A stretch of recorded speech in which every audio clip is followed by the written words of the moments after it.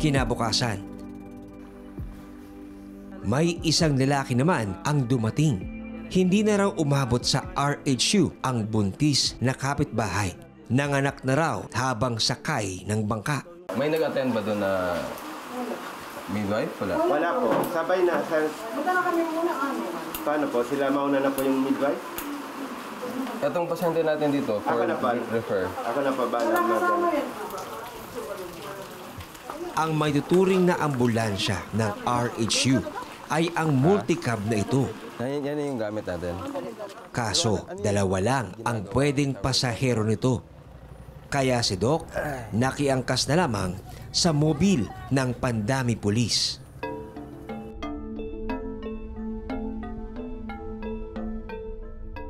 Halos 1 oras din ang biyahe sa matagtag na kalye patungo sa bahay ng nanganak. Yung initial na sinabi sa akin, baka mag-bleed ba? Kasi yung placenta hindi pa daw na nakalabas. So we will make sure na hindi siya mag-bleed.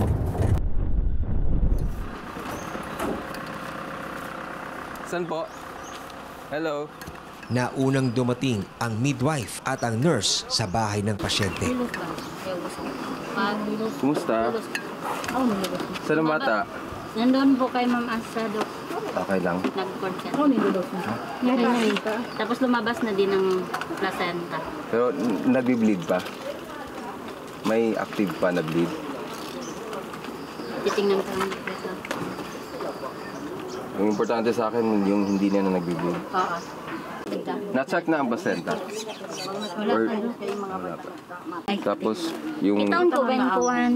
Akya butang, nilagyan daw ng ano, abo. Ano ba yung tawag? Abo. Abo? Opo. Abo. Check sana natin yung ano ba? Hindi ko na ma-check. Oo. Sige. Or, ano yan siya? Cultural ba yan? Ano? Sa kanila. Sige. Hindi natin maano. Okay, hindi na. Basta wala na nag-bleed. Hindi na daw. Pagdating namin dito. Congratulations. Pinuntahan ni Doc sa may kusina ang sanggol na lalaki na sinusuri naman ng midwife. Ang pusod na lalagyan sana ng alkohol ng lola, pinigilan agad ni Doc. Yan, hindi na namin yan siya nire-recommend. Siguro mga 1 araw lang kasi basa. Oo. Pero after that, air dry na yan siya. Moist yan siya always. Yung infection, yun. Gusto nila yan. Kahit na yung tubig lang na ano, basta clean na tubig ha. Pero okay lang yung alcohol na? Ganyan? Hindi nga kami nag-ano ng alcohol. Hindi kami nag-recommend din. Pero kung wala talagang source of clean water na pang ano lang, Pang linis? okay na.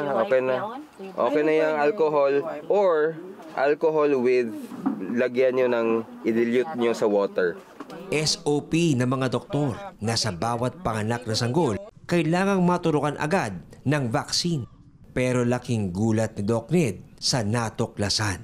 May BCG tayo dyan? Wala. Wala tayong stock. So, Kahit sa unit, wala? Opo, kahit sa IPHO wala. Uy! Paano yan? So lahat ng sulo? Walang BCG? Wala kami yan. ano tayong BCG, Dok? Dok, ano BCG? Ano yun?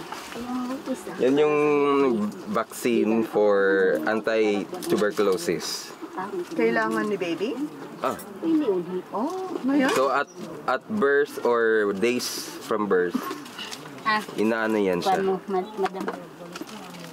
So ngayon wala kang Binibigay. mabibigay? Wala. Ibigyan natin yung Mefenamic sa mother.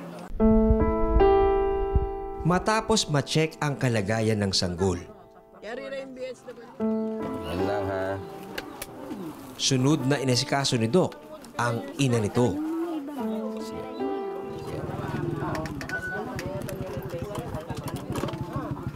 So after this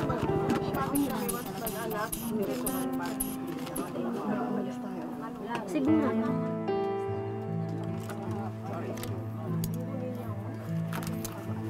Mababa siya 80-60. Ina-make sure natin hindi mag-bleed. Paano natin malaman kung nag-bleed ba o hindi?